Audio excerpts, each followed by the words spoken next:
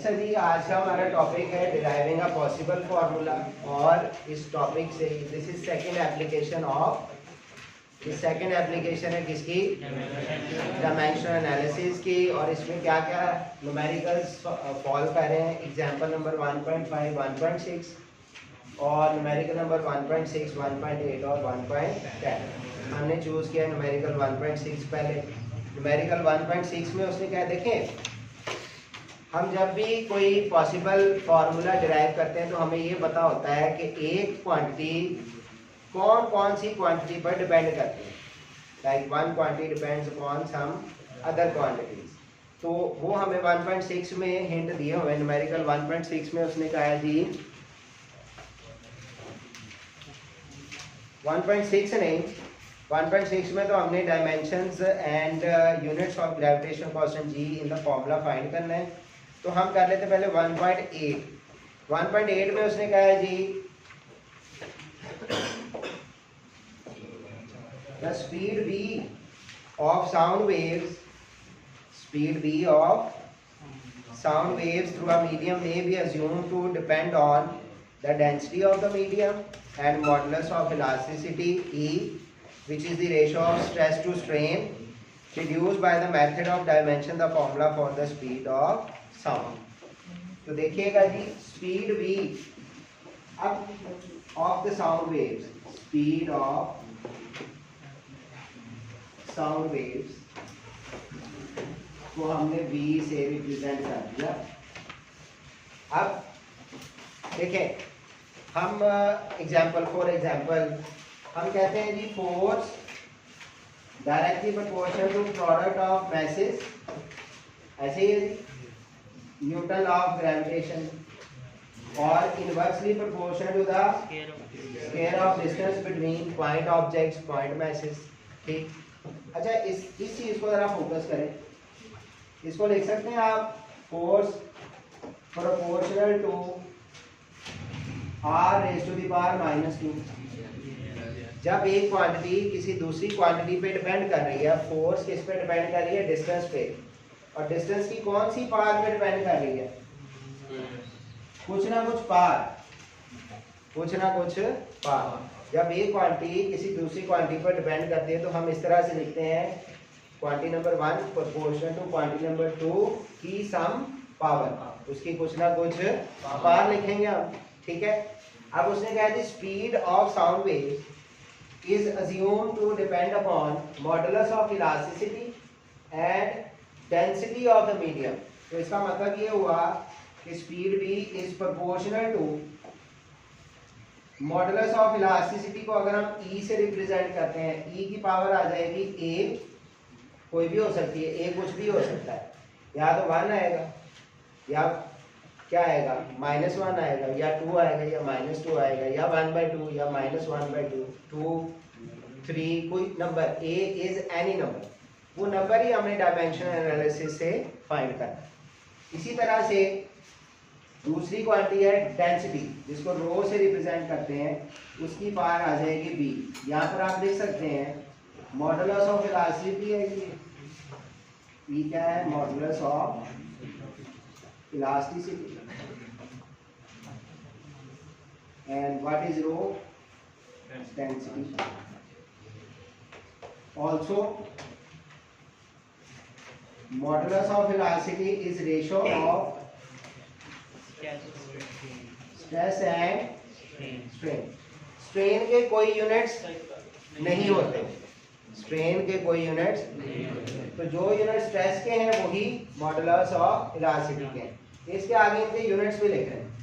Density के units क्या होते हैं, किलोग्राम पर मीटर क्यूब, और स्ट्रेस के न्यूटन पर मीटर स्क्वायर, फोर्स पर यूनिट एरिया, इनके यूनिट्स आप लेते हैं।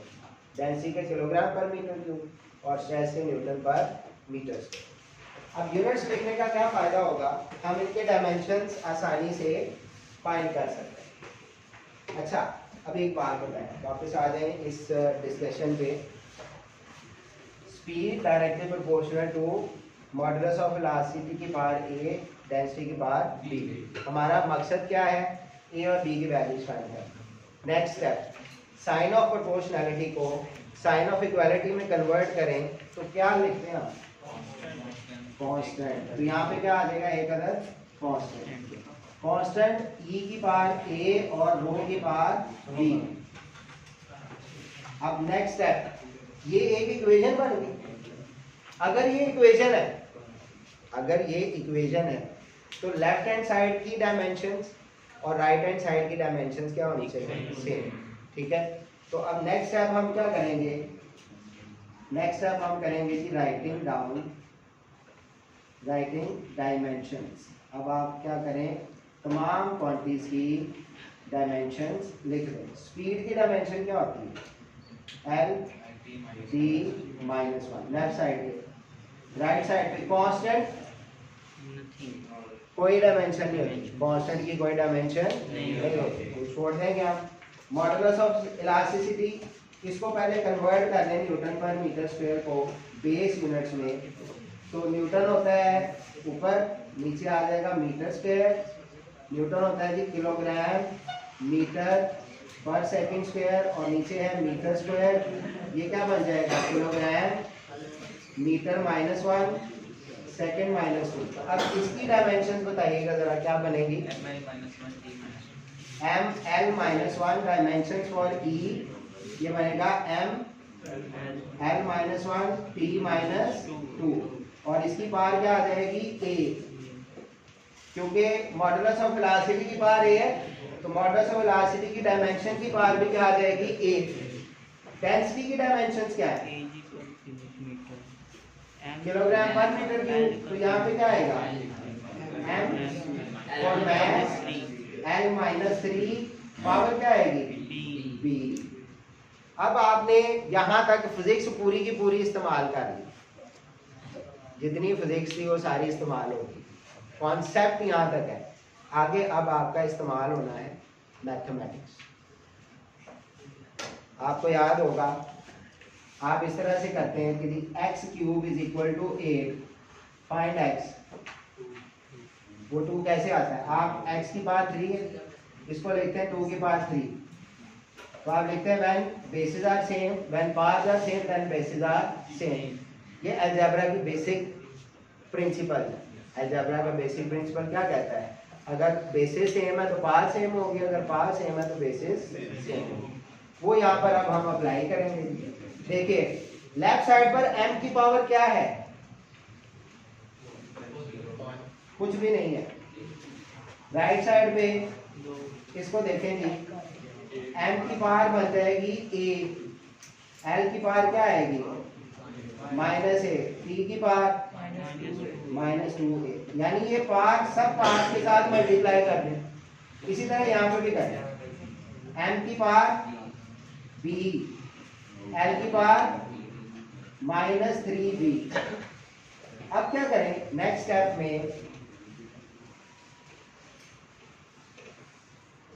लेफ्ट साइड पे देखें, m की पावर कुछ नहीं है तो आप लिख सकते हैं 0। m है ही नहीं तो उसको लिख सकते हैं m की पावर 0। l की पावर क्या है? 1 और t की पावर क्या है? माइनस 1। ये लेफ्ट साइड आ गया। राइट साइड पे देखो, m की पावर a है, m की पावर b है, तो क्या बनेगा? m की पावर a प्लस b। शाबाश। नेक्स्ट l की पावर इधर क्या है? माइनस a, इधर क्या है? तो l की पावर क्या बन जाएगी? Minus a minus 3b। और t की पावर पहले वाले में क्या है? Minus 2a। और इधर क्या है जी? कुछ भी नहीं है, तो माइनस 2a। ठीक है, देखो इधर लेफ्ट साइड पे m की कुछ भी नहीं है, तो m को क्या लिख सकते हैं हम? 0। l की पावर कुछ नहीं है, इसका मतलब l की पावर 1, t की power minus 1। Left side clear है। राइट साइड पर m की 2 पावर्स आ रही है, when the basis are same और मल्टीप्लाई हो रहे हैं तो पावर्स क्या हो जाती है? तो a plus b minus a minus 3b minus 2a। t की बात कुछ नहीं है, दूसरी वाली यूनिट है। ठीक है, क्या है यार, हमने लिखा नहीं है, किलोग्राम पर मीटर नहीं है। ठीक है, अच्छा अब क्या करेंगे? देखिएगा जरा, यहाँ पे लिखेंगे हम कंपेयरिंग एक्सपोनेंट्स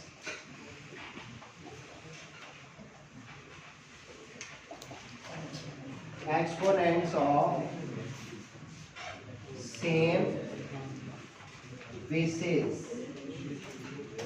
अच्छा, on both sides जी ये वो वहां से एक दफा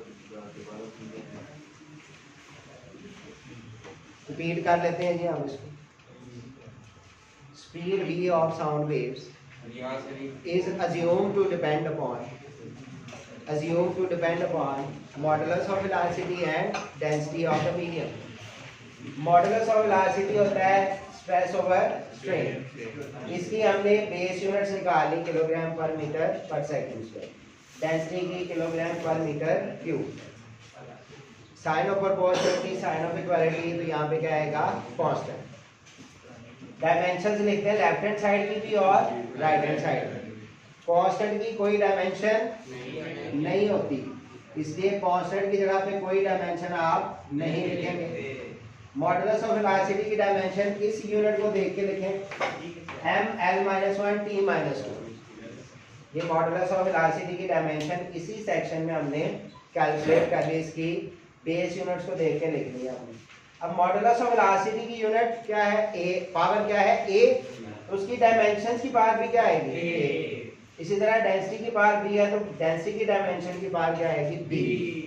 फिर हमने क्या किया, इस पावर को हर एक डायमेंशन के ऊपर लिखा, ये अलजेब्रा का रूल है।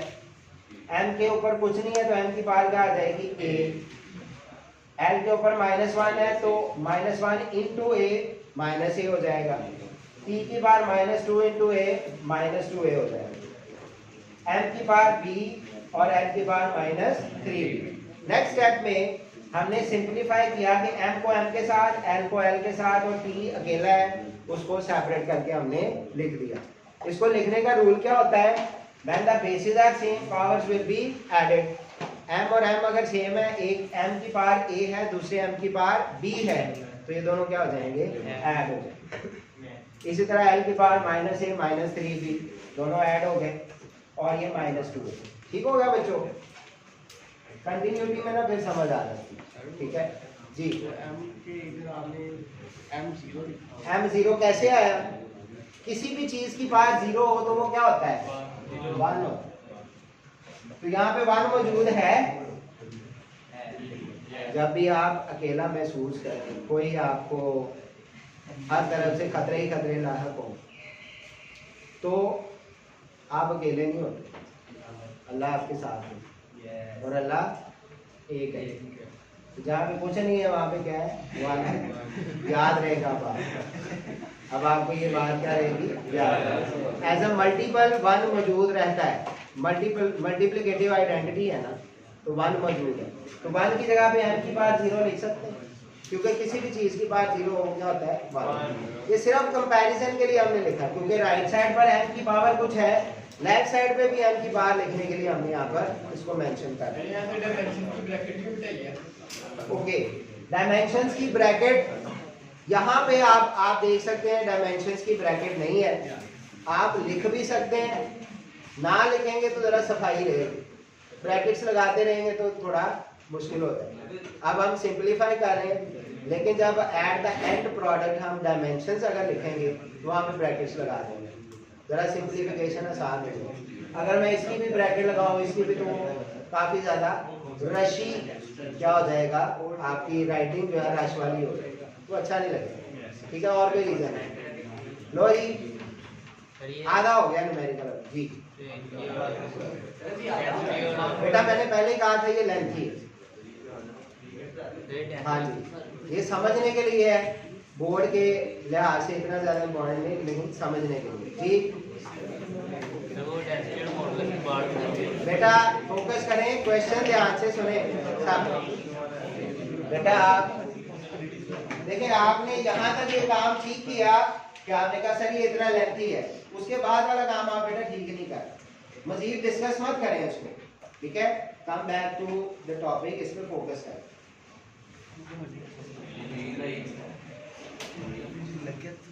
जी बच्चों, सवाल है जी। डेंसिटी और मॉडुलस की बार तो एक क्वेश्चन में नहीं आया, वहाँ कैसे? फिर से डेंसिटी और मॉडुलस की जो बार है ए और बी, हाँ ये न्यूमेरिकल। हाँ, तो इससे पहले मैंने आपको बताया है ना कि जब एक क्वांटिटी किसी दूसरी क्वांटिटी पे डिपेंड करती है तो उसकी किसी ना किसी पार पे डिपेंड करेगी। ये देखो, force inversely proportional to r square, इसका मतलब है force is proportional to r की पावर -2, यानी फोर्स डिस्टेंस की पावर -2 के प्रोपोर्शनल है। अब -2 की जगह पर हमें नहीं पता था कि ये स्पीड मॉडुलस ऑफ वेलोसिटी की किस पावर को डिपेंड करेगी, तो हमने वहां पे क्या अज्यूम कर लिया ए और डेंसिटी की पावर बी, वही हमने फाइंड करने हैं अभी। ठीक है, आगे चलेंगे। ओके, तो हम बात कर रहे थे comparing exponents of same basis on both side. अच्छा, लेफ्ट साइड पे m की पावर क्या है, तो सबसे पहले हम 4m करते हैं जी, उससे हमारे पास एक इक्वेशन आएगी लेफ्ट साइड पे 0, राइट साइड पे a plus b। This is equation number 1। Equation number 1, left side पे l की पावर क्या है 1।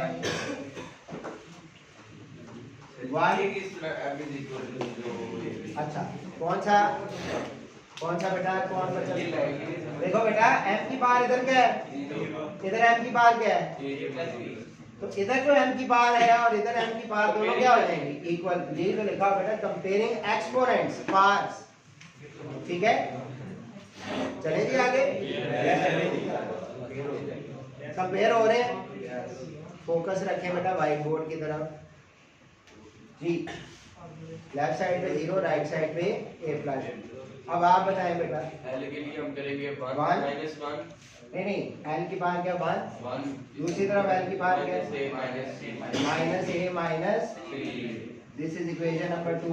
फिर उसके बाद लेफ्ट साइड पे p -1 और राइट साइड पे -2a। This is equation number 3। अब हमारे पास अलजेब्रा का नेक्स्ट स्टेप आप कहेंगे कि पढ़ लिख रहे हैं, मैथ बायो इसलिए रखी थी तो मैथ से जान छूट जाएगी, लेकिन मैथ से जान है। अच्छा, अलजेब्रा का एक रूल है, जितने वेरिएबल्स हों उतनी इक्वेशंस होंगी, तो साइमल्टेनियसली उसको क्या कर सकते हैं, सॉल्व करने का मतलब क्या है, ए बी और सी की वैल्यूज निकालनी है हमें, ए बी और सी। अगर हमारे पास ये कितने वेरिएबल हैं, 2, हमें 2 ही इक्वेशन चाहिए। और गौर करें जरा, यहाँ से इक्वेशन 3 से a की वैल्यू आ जाएगी, उसको उठा के मान में पुट करें b की वैल्यू। ये इक्वेशन 2 को यूज करने की हमें जरूरत नहीं। ठीक है, तो फ्रॉम 3 -2a -1 के इक्वल, लेफ्ट साइड को राइट साइड पे, राइट साइड को लेफ्ट साइड पे लिखें। बच्चों इधर देखें, नहीं गौर करें बेटा, इतना जल्दी नहीं, गौर करेंगे तो समझ आ जाएगी। फोकस रखना है आपने इधर।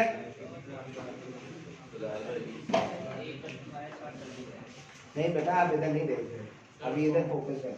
अभी मैंने, आप बात कर रहे थे, मैं इस तरह करता ना तो आपको समझ नहीं आ रही थी कि ये हुआ क्या है। बायोलॉजी के स्टूडेंट है ना, दोनों साइड पे माइनस कैंसिल आउट हो जाए, हो सकता है। कौन से असूल के तहत? हम यहाँ पर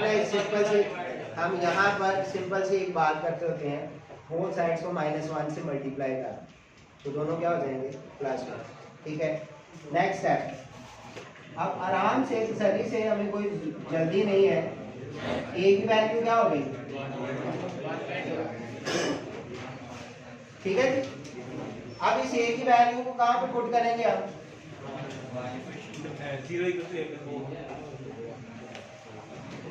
0 is equal to a plus b. तो यहाँ से देखो बच्चों, ऐसे भी लिख सकते हैं, और a इज इक्वल टू या b is equal to -a लिख सकते हैं, -1 over. This is equation number 5। अब आपके पास a और b की वैल्यूज आ गई, इनको उठा के आप पुट कर दें इक्वेशन a में।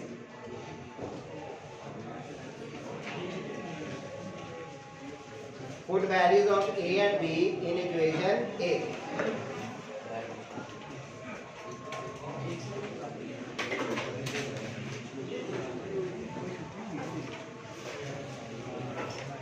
अच्छा बच्चों, क्या बनेगी इक्वेशन हमारे पास? इक्वेशन ए को देखें, v कांस्टेंट, e की बात क्या है? a की वैल्यू क्या है? 1/2 और रो की वैल्यू b है, b की वैल्यू क्या है? -1/2। नेक्स्ट, मैथमेटिकल स्टेप ज्यादा है, मुश्किल नहीं है, तादाद ज्यादा है। ये देखो ऐसे लिख सकते हैं, ऊपर माइनस है, नीचे जाकर नेक्स्ट स्टेप होल पावर 1/2 लिख सकते हैं, स्क्वायर रूट e ओवर रो लिख सकते हैं। तो ये क्या हुआ? फॉर्मूला डिराइव हो गया। क्या डिराइव हो गया? कि speed of sound waves depends upon square root of modulus of velocity directly inversely proportional to the density of medium. और ये कांस्टेंट कैसे फाइंड होता है जी?